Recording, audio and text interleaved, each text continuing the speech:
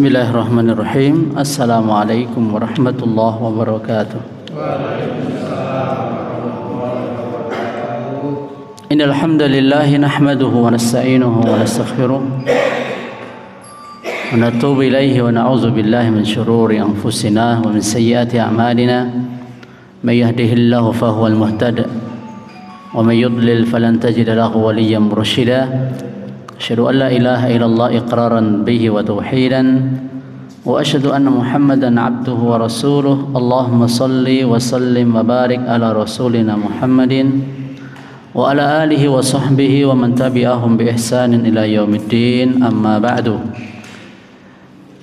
Bapak Ibu yang semoga Allah muliakan, pada kesempatan malam hari ini Allah Subhanahu wa taala memberikan waktu kembali kepada kita untuk tafaqquh fiddin, mempelajari beberapa permasalahan dari agama kita,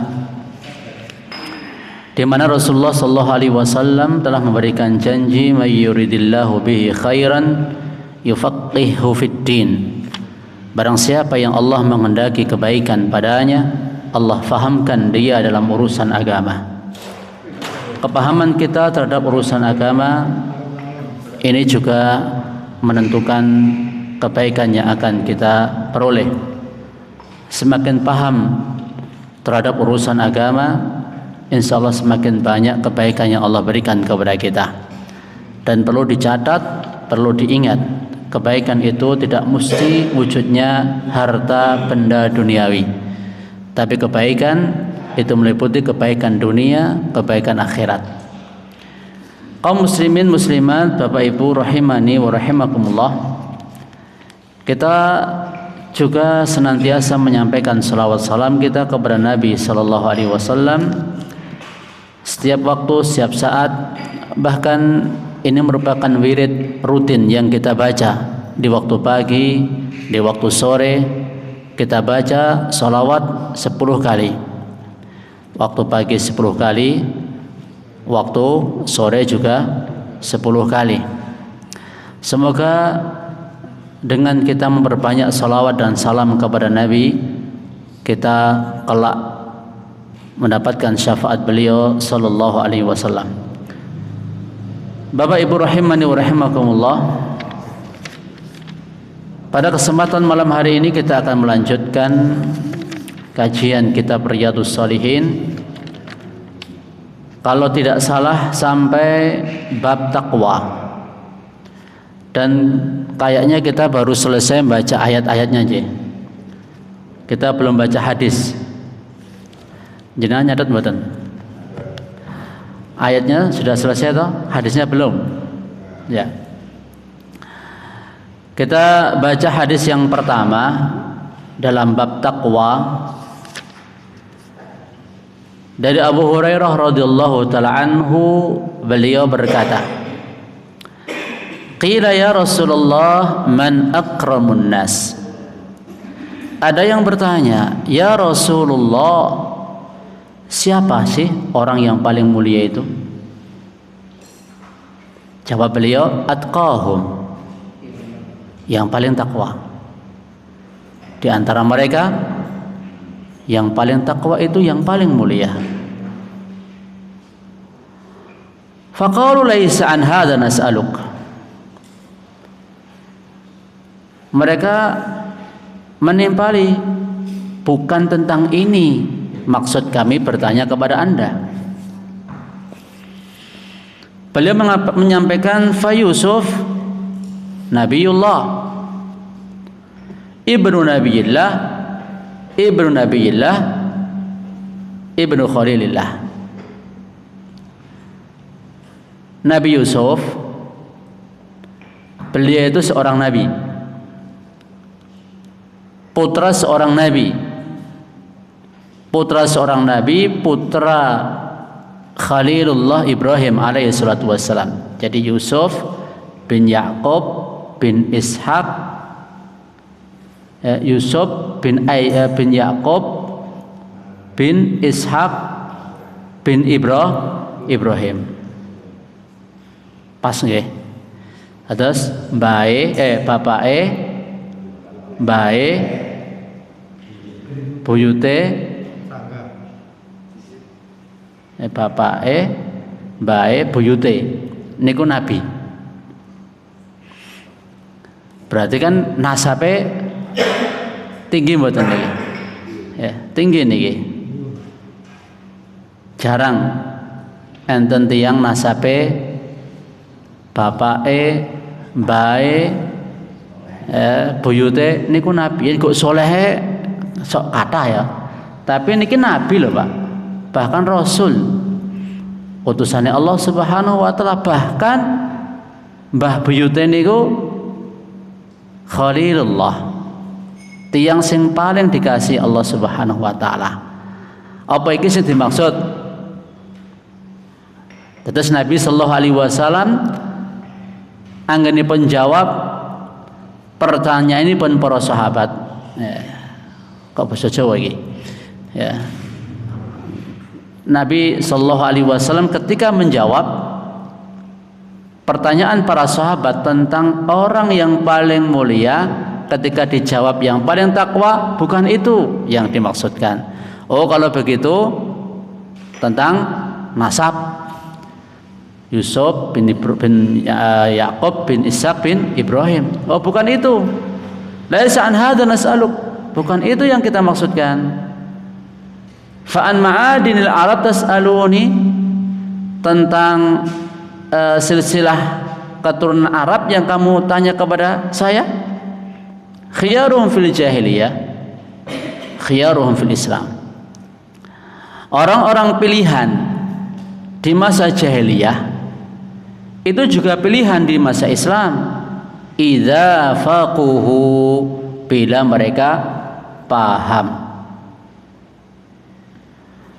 Kaum muslimin wal muslimat rahimani wa rahimakumullah, meskipun paham hukum-hukum syar'i.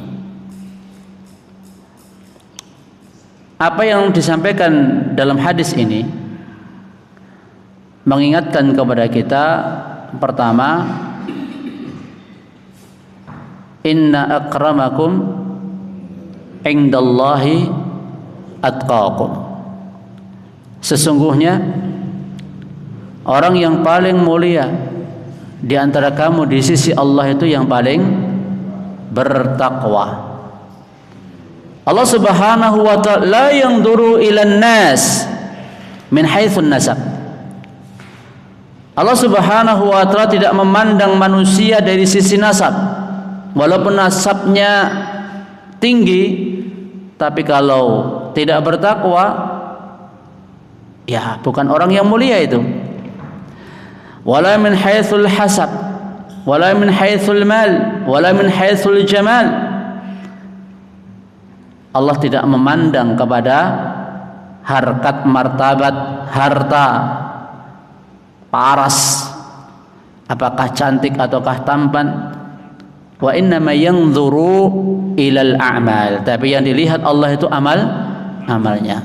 Maka ini kesempatan bagi kita semuanya, Bapak Ibu sekalian, silahkan kita saling berlomba. Siapa di antara kita yang paling bertakwa? Orang yang dekat sama Allah atau orang yang mulia di sisi Allah tidak dimonopoli oleh para nabi, oleh para rasul, oleh orang-orang saleh. Tapi siapa yang mau bertakwa kepada Allah, maka mereka berhak untuk menyandang orang-orang yang mulia di sisi Allah. Tidak harus raja, tidak harus menteri.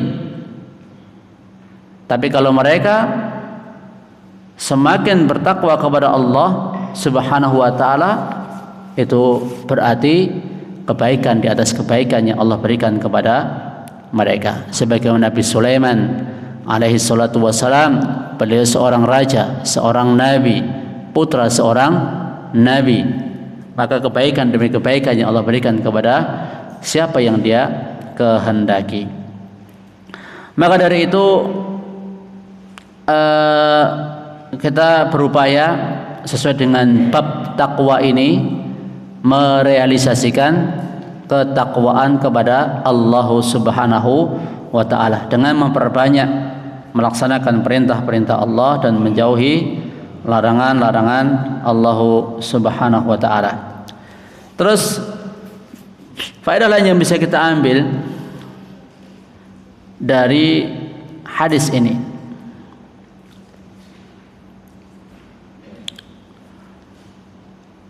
Nabi Yusuf alaihi salatu wassalam termasuk akramul khalq, semulia-mulianya makhluk, karena beliau putra seorang nabi, putra seorang nabi, putra seorang nabi. Garis keturunan beliau adalah garis keturunan para nabi. Selain itu juga beliau seorang nabi, bahkan seorang nabi yang mendapatkan cobaan yang sangat berat. Allah Subhanahu wa ta'ala memuliakan kedudukan Nabi Yusuf alaihi salatu wassalam yang tidak dimiliki oleh para nabi yang lainnya. Terus faedah lain yang bisa kita ambil,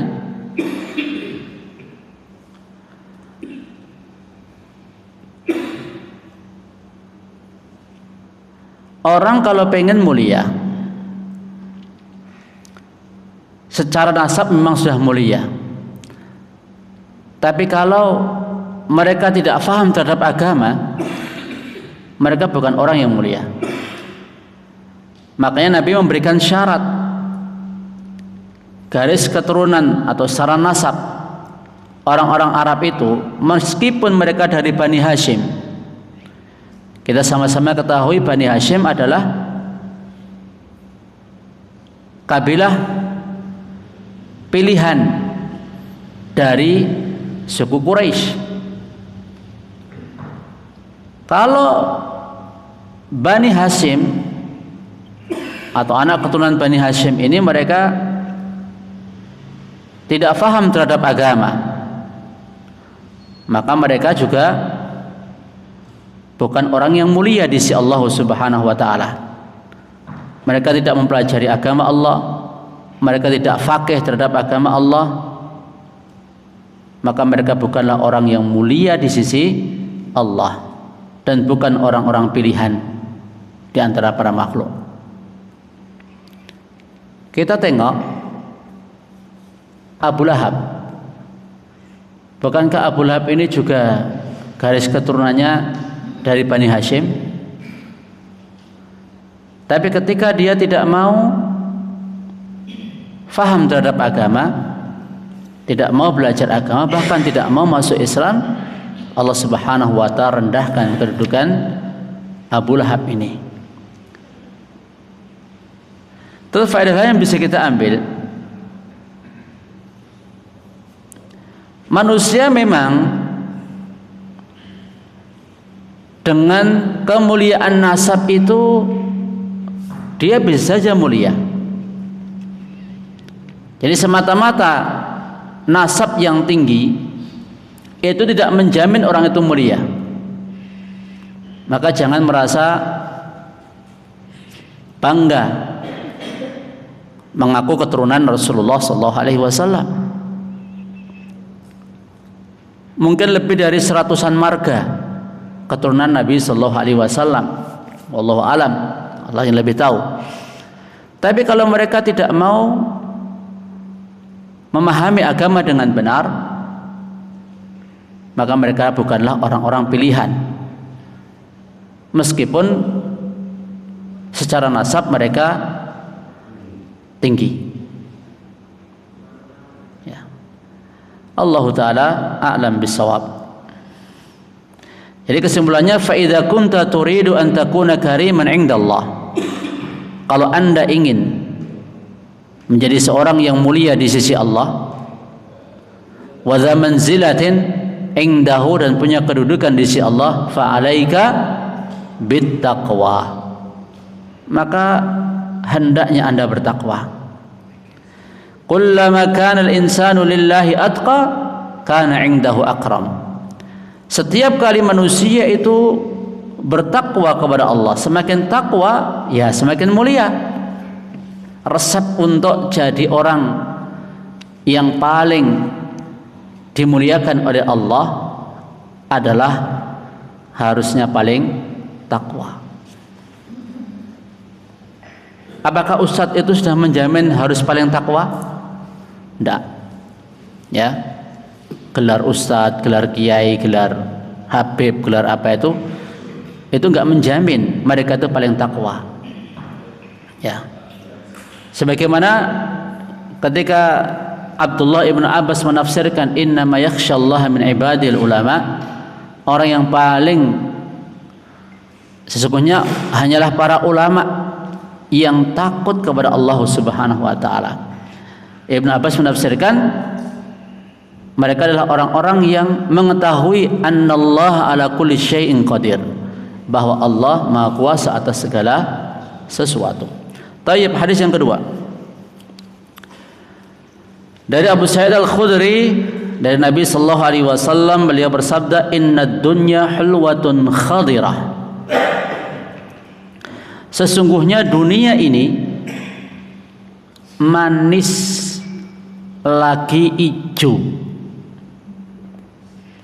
Wa innallaha mustakhlifukum fiha.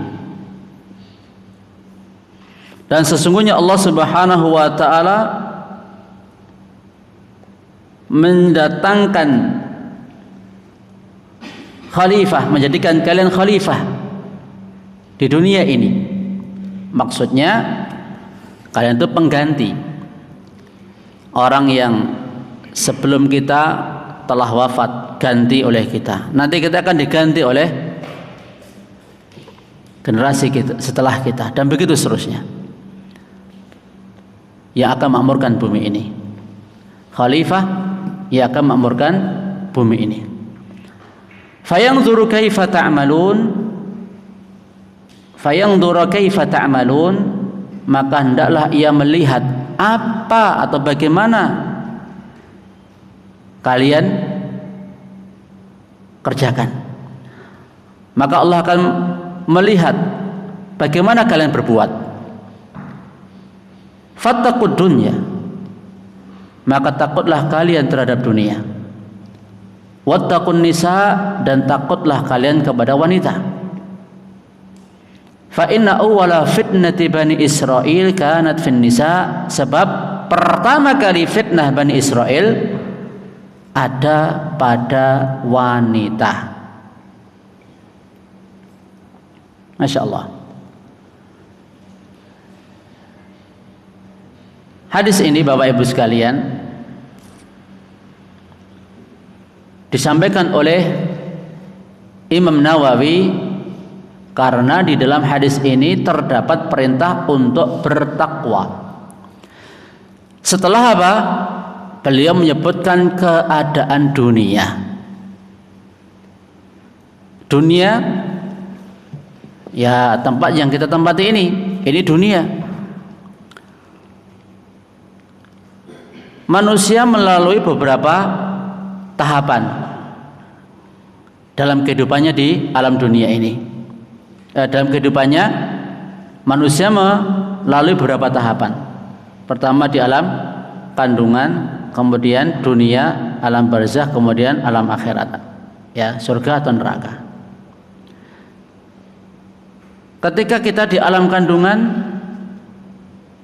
makanan kita terbatas. Kita mungkin hanya relasinya sama ibu. Adapun orang-orang yang sudah keluar dari alam kandungan, masuk ke alam dunia seperti sekarang kita ini, tampaknya lebih luas, fasilitasnya lebih banyak, kesenangan kenikmatannya juga lebih banyak, iya kan? Kalau makanan di kandungan kan dari darah haid toh. Tapi kalau makanan kita di dunia ini banyak sekali, minumannya juga banyak, temannya juga banyak, tempatnya juga lebih luas. Ketika kita masih di alam kandungan atau seorang manusia itu ada di alam kandungan, ditunggu enggak oleh yang di dunia ini? Hah? Kedatangannya di alam dunia ditunggu nggak? Ditunggu. Misalnya ibu mengandung atau istri mengandung, anak tersebut dinanti-nanti nggak kelahirannya? Dinanti-nanti oleh mereka yang sudah keluar dari alam dunia, alam kandungan ke alam dunia. Kita pun ini juga ditunggu loh. Oleh siapa? Hah? Ya oleh banyaklah yang telah mendahului kita. Dari mulai Mbah Adam toh, Mbah Adam sampai sekarang ini, mereka kan sudah lebih dahulu mendahului kita di alam dunia ini menuju alam barzah dan seterusnya. Intinya nanti kita akan semakin banyak ketemu orang-orang, kita akan juga ketemu para nabi, ketemu para rasul kalau kita sudah meninggalkan alam dunia. Kita akan ketemu banyak orang, ya, sebagaimana di dunia ini kita ketemu banyak orang, lebih banyak daripada di alam kandungan. Kita cerita alam dunia, kita nggak cerita banyak tentang alam kandungan, nggak cerita banyak tentang alam barzah ataupun alam akhirat. Kita bicara alam dunia.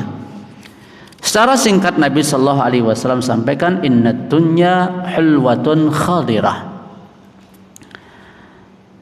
Sesungguhnya dunia ini,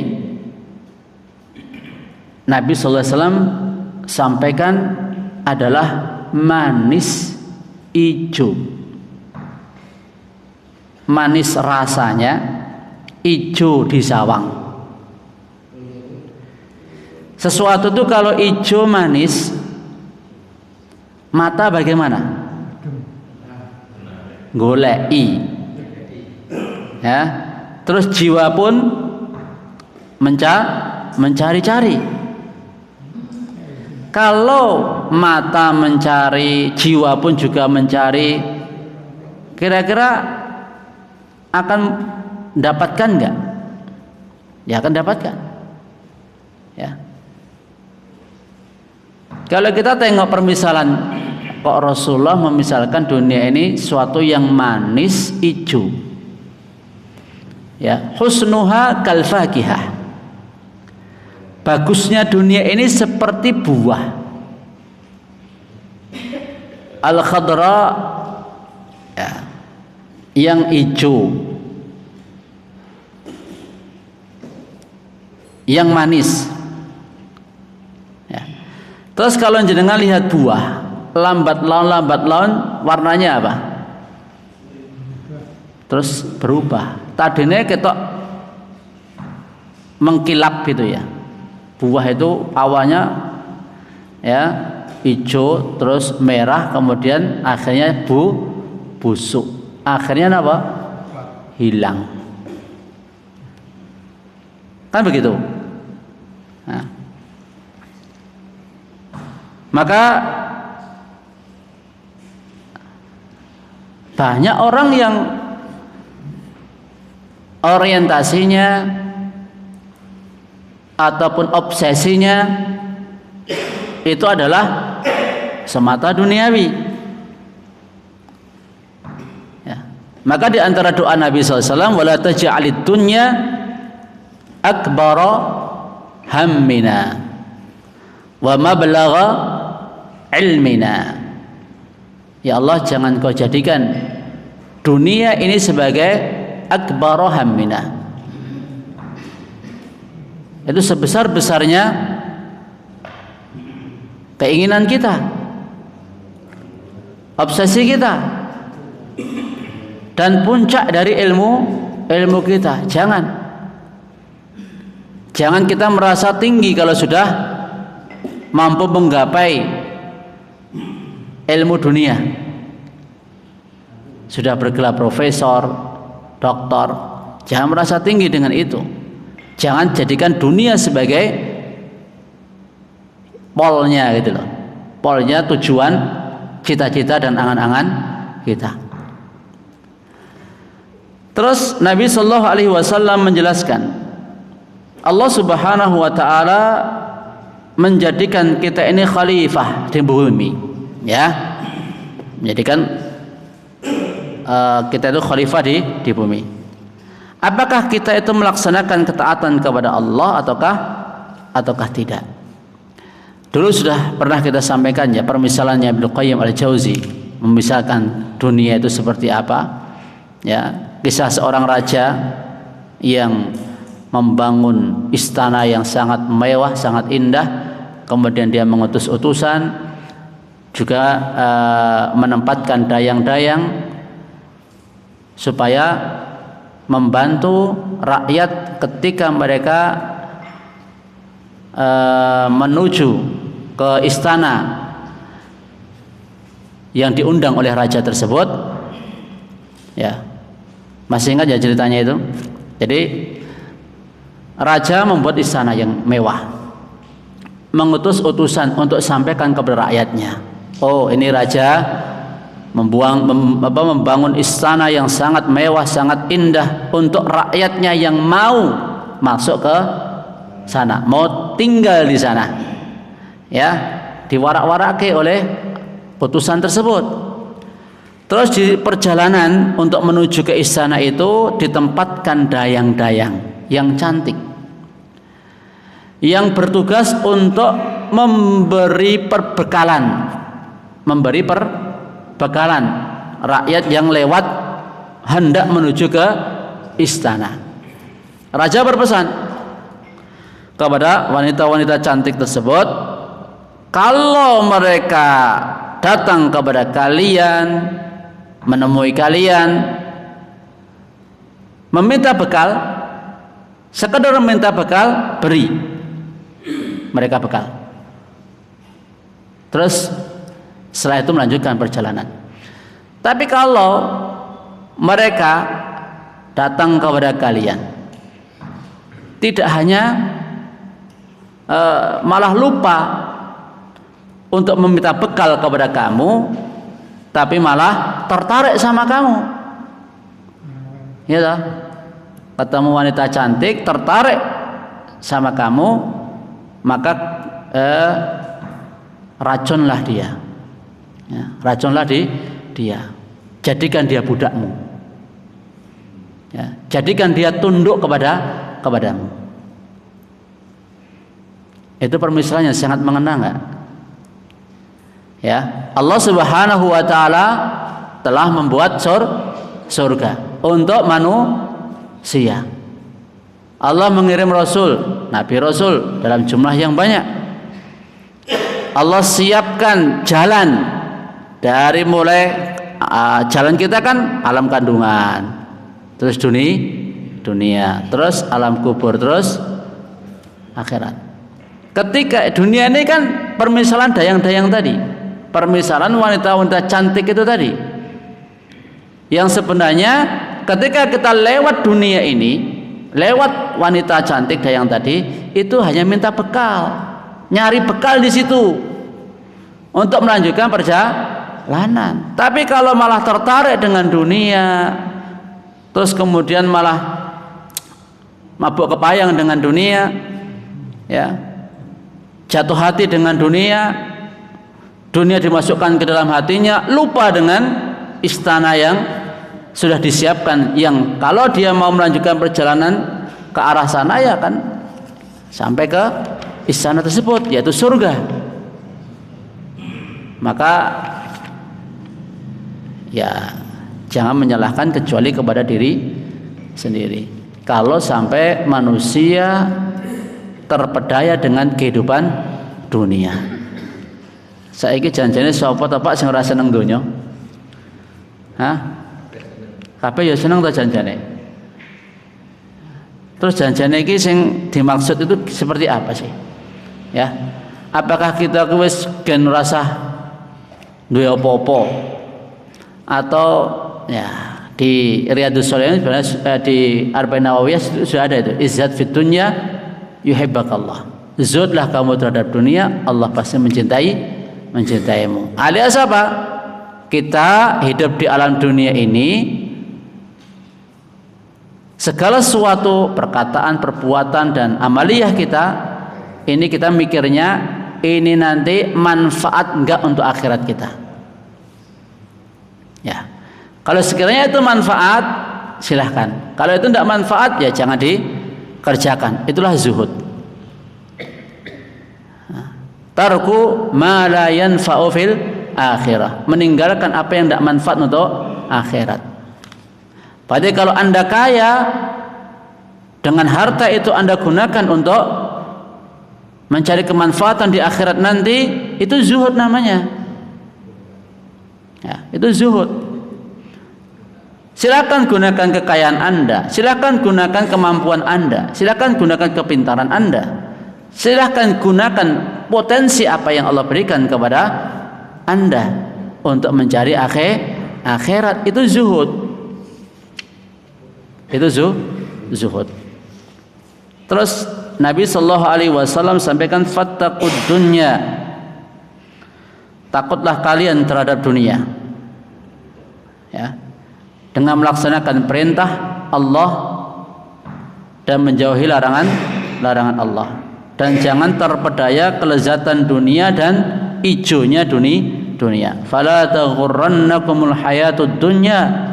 Dan janganlah kalian terpedaya dengan kehidupan dunia. Wala yaghurrannakum billahil gharur. Dan janganlah setan yang penipu menipu kalian terhadap Allah Subhanahu wa taala. Fattaqud dunya wattaqun nisa. Takutlah terhadap dunia, takutlah terhadap wanita. Kok wanita kok ya ditakuti ya? Ya. Padahal wanita itu termasuk bagian dunia enggak? Kan sudah masuk bagian dunia. Kenapa Nabi sebutkan sendiri? Hati-hati terhadap wanita. Bukan berarti terus musuhan tenanan itu enggak ya. Tapi wanita itu penuh dengan tipu daya bersama suaminya.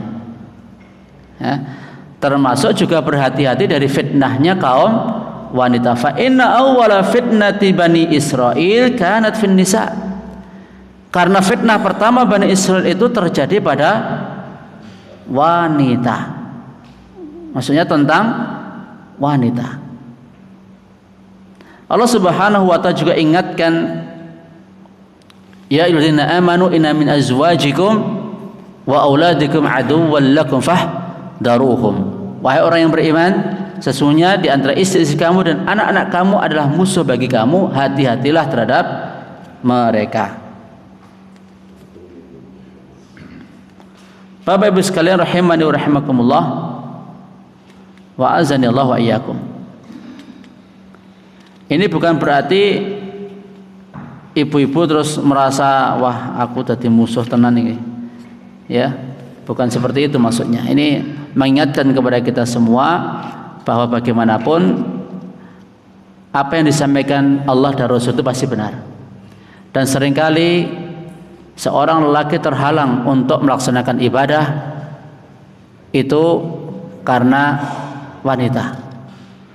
Entah istrinya, entah anaknya terhalang untuk berinfak, bersedekah, itu juga terkadang pengaruh dari wah iki engko istriku, engko tinggo anakku, itu ya, seperti itulah kurang lebihnya. Atau terkadang memang secara nyata istri atau wanita itu memusuhi suaminya untuk berbuat ketaatan. Dan juga ada yang seperti itu, ya. Maka musuh-musuh Islam mereka berupaya sekuat tenaga untuk melumpuhkan generasi-generasi muda kaum muslimin itu dengan senjata wanita. Satu wanita aja mungkin bisa mengalahkan 100 bom, ya, 100 bom. Sebagaimana disebutkan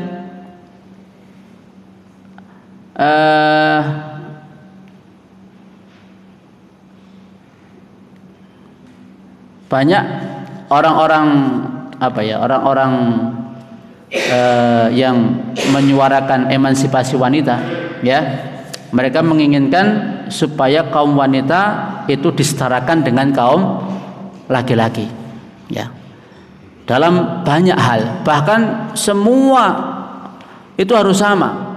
Sepak bola juga ada sepak bola wanita, tinju juga ada tinju wanita. Apa yang sekarang nggak ada? Hah? Iya, makanya ya kalau terjadi percampuran seperti itu ya dikhawatirkan ya terjadi fitnah di sana sini, ya, pergaulan bebas dan sebagainya. Ini yang merusak, dan ini sudah terjadi di mereka yang menerapkan kehidupan bebas alias emansipasi wanita. Mereka sudah merasakan kebobrokan dari pergaulan bebas yang mereka junjung tinggi.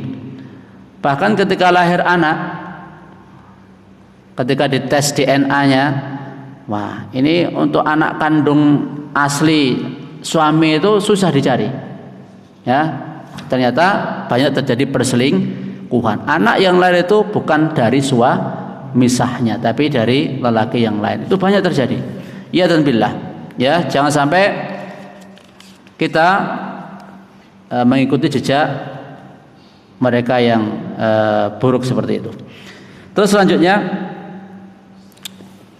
hadis yang ketiga, Allahumma inni as'alukal huda wat-tuqa wal afafa wal ghina. Di antara doa Nabi sallallahu alaihi wasallam, ya Allah, sesungguhnya aku minta kepadamu, pertama petunjuk, hidayah, yang kedua ketakwaan, yang ketiga kesucian diri, yang keempat kecukupan hati. Ya, dimaksud dengan huda, petunjuk di sini. Jadi Nabi meminta 4 hal. Satu, minta al-huda, maknanya adalah ilmu. Maknanya adalah ilmu. Maka Nabi SAW muhtajun ilal ilmi ka ghairihi minan nas. Nabi SAW membutuhkan ilmu seperti halnya manusia yang lain. Terus kalau al-huda ini disebutkan sendiri, ini meliputi ilmu dan taufik untuk menerima kebenaran, ya, untuk menerima kebenaran. Amma idza qurina ma'ahu,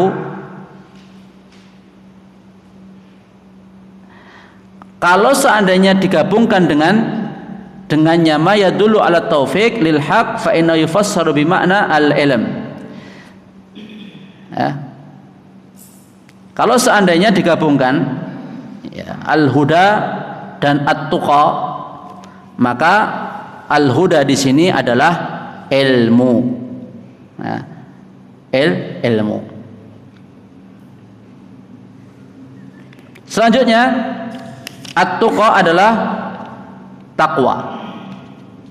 Takwa kepada Allah Subhanahu wa taala.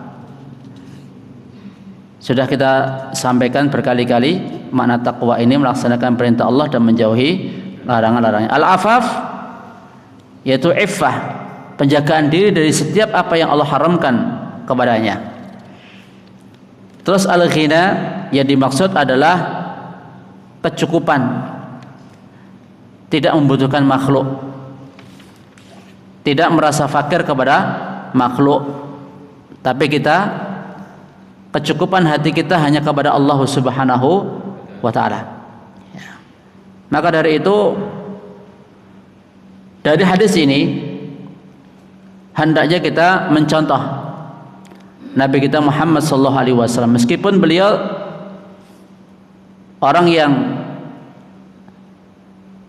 paling sempurna di antara kita, paling bertakwa di antara kita, beliau masih berdoa memohon al-huda, at-tuqa, al-afaf dan al-ghina. Lantas tentunya kita juga mestinya lebih membutuhkan dan harusnya lebih sering untuk membaca doa ini. Dalam hadis ini juga terdapat dalil batilnya orang yang bergantung kepada para wali dan orang-orang soleh dalam meraih manfaat atau menolak mudarat, ya, dalam meraih manfaat ataupun menolak mudarat.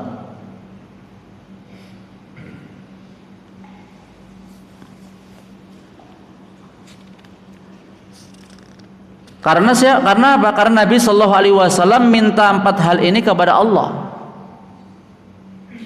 Atasnya Nabi minta 4 hal ini kepada Allah Subhanahu Wa Taala. Kalau ada manusia meminta 4 hal ini terus salah satunya, minta kekayaan misalnya kepada selain Allah Subhanahu Wa Taala atau kepada para wali, minta hidayah, minta ilmu, maka semua ini adalah suatu kebatilan.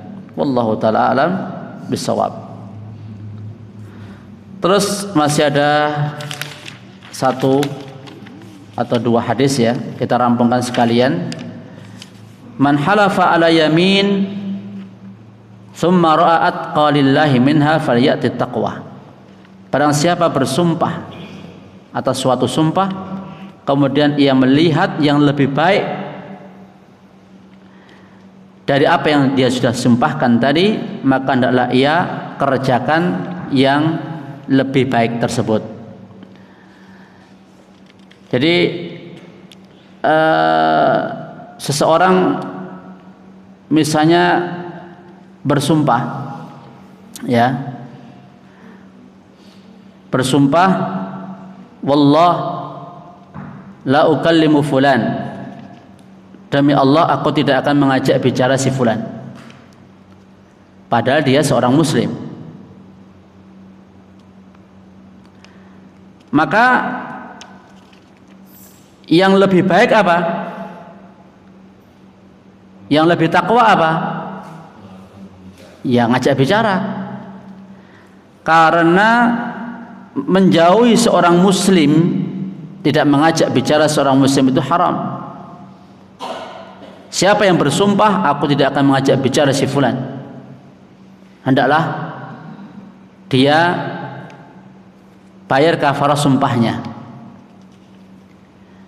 Bentuk bayar kafarah sumpah dengan apa? Ya, dengan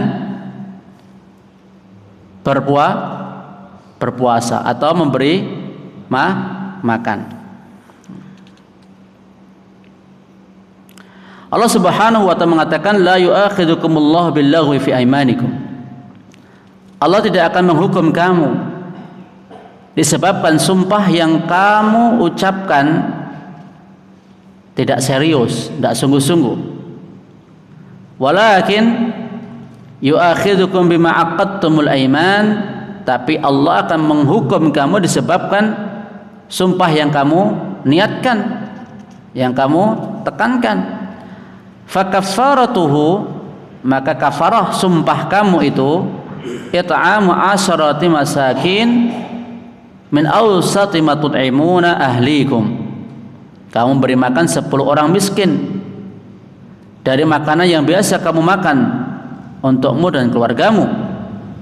Au kiswatuhum, atau memberi mereka pakaian, au tahrir raqabah, atau membebaskan seorang budak. Faman lam yajid, kalau enggak dapat,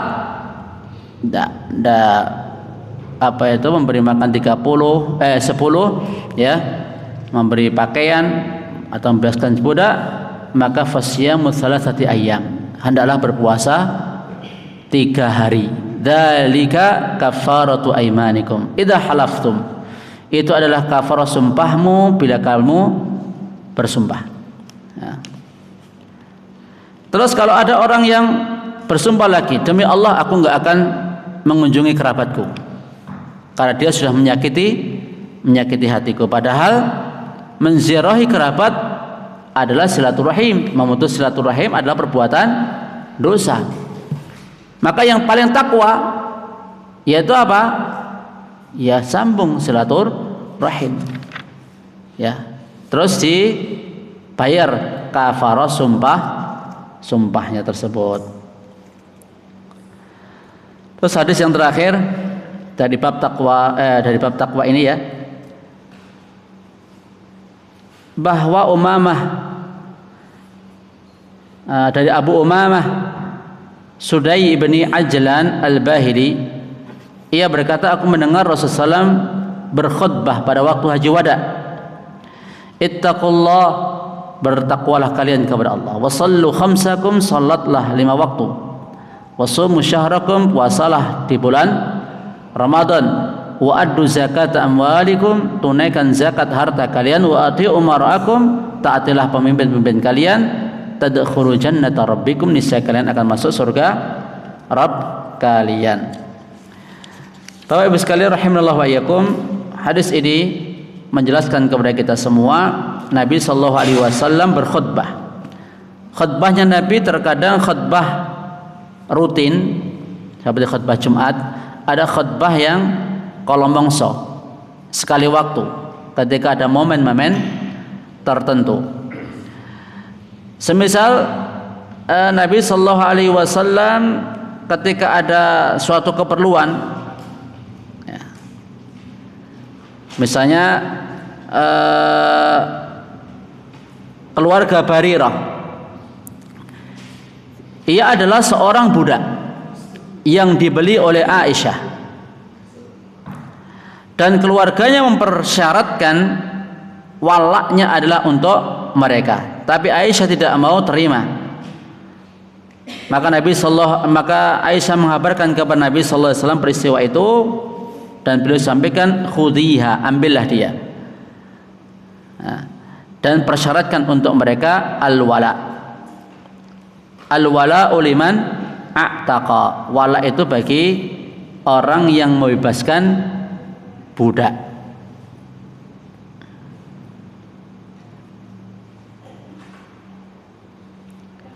Bapak Ibu sekalian rahimanallah wa iyyakum, demikian pula pada waktu khutbah ketika Usama ibnu Zaid,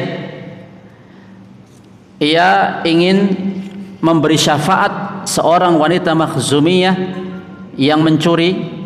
Nabi sallallahu alaihi wasallam menyampaikan,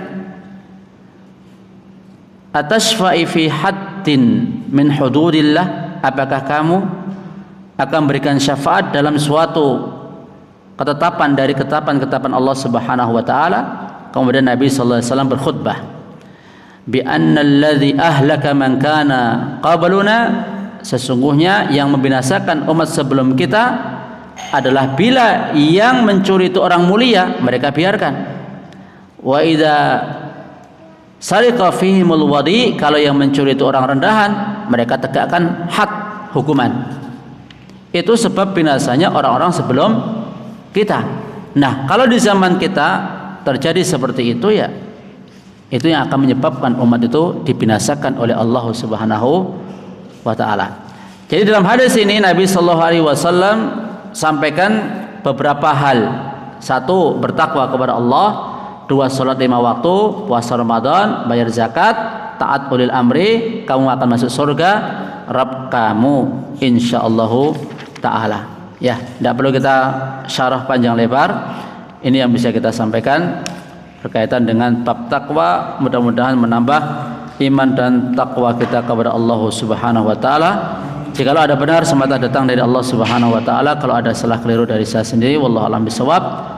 Nas'alullah wa lakum al-afiyah wa tuqa wal afaf wal ghina wa ilman nafi'a wa amalan mutaqabbala wa qalban saliman wa khalisan laqan karima. Subhanaka alhamdika asyhadu an la ilaha illa anta astaghfiruka wa atubu ilaik. Assalamualaikum warahmatullahi wabarakatuh.